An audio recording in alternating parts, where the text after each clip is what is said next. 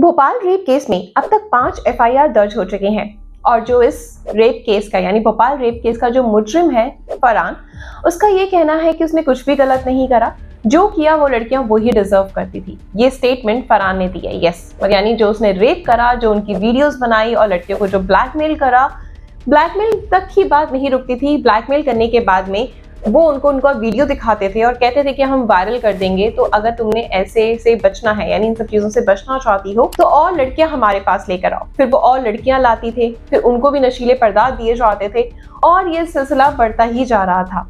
लेकिन ये सब करने के बावजूद भी फरहान कहता है कि वो लड़कियां वही डिजर्व करती थी जो हमने उनके साथ करा और हमें इसमें कुछ भी गलत नहीं लगता, ना ही हमारी कोई गलती है। क्या है पूरा मामला, चलिए जानते हैं इस रिपोर्ट में। पहला केस सामने आने के बाद अन्य लड़कियों ने भी हिम्मत जुटाई और एक एक करके 5 लड़कियों ने पुलिस में मुकदमा दर्ज करवाया। आरोप है कि ये लड़के धोखे में रखकर लड़कियों से दोस्ती करते, उनके साथ रेप करते। इन पर रेप के दौरान वीडियो बनाकर पीड़ित लड़कियों को ब्लैकमेल करने का आरोप भी लगा है। रिपोर्ट के मुताबिक आरोपी फरहान ने पुलिस को बताया कि वो उसके साथी ज्यादातर ऐसी लड़कियों से दोस्ती करते जो दूसरे शहर से भोपाल पढ़ने आती, क्योंकि उन पर समय से घर जाने या घूमने फिरने में कोई पाबंदी उतनी नहीं होती थी जितनी इसी शहर में रहने वाली लड़कियों को होती थी। पुलिस के मुताबिक फरहान का कहना है कि दूसरे शहर की लड़कियों से मिलना और बात करना आसान था, कि एक बार लड़की से अफेयर हो गया तो फिर उसे हुक्का लॉन्ज या फिर कोई पब या फिर किसी साथी के कमरे में ले जाए जो किराए पर रहते हैं और वहां ले जाकर लड़कियों को नशा कराते, उनके साथ रेप करते और उसका वीडियो बनाकर ब्लैकमेल करके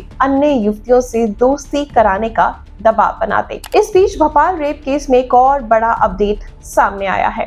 5वीं पीड़िता ने आरोप लगाया कि आरोपी फरहान और अली ने एक साथ उनके साथ रेप करा। इस बात के सामने आने के बाद पुलिस ने इस केस में गैंग रेप की धारा भी जोड़ दी। क्लब 90 नाम के एक रेस्टोरेंट को सील किया। पीड़िताओं ने बताया कि आरोपी उन्हें यहाँ ले जाकर उन्हें नशा कराता था। इन बयानों के बाद पुलिस टीम आरोपियों को भी स्पॉट वेरिफिकेशन के लिए रेस्टोरेंट लेकर पहुंची। वैसे तो ये एक रेस्टोरेंट है, लेकिन रेस्टोरेंट के पीछे के हिस्से में यहाँ पर इस तरीके से एक कैबिन बना रखा है। लेकिन फिलहाल जो तस्वीरें अभी आप देख रहे हैं ये सारी उसी कमरे की हैं। करीब 5 से 6 कमरे यहाँ पर हैं जिनके अंदर बकायदा बिस्तर भी लगा हुआ है।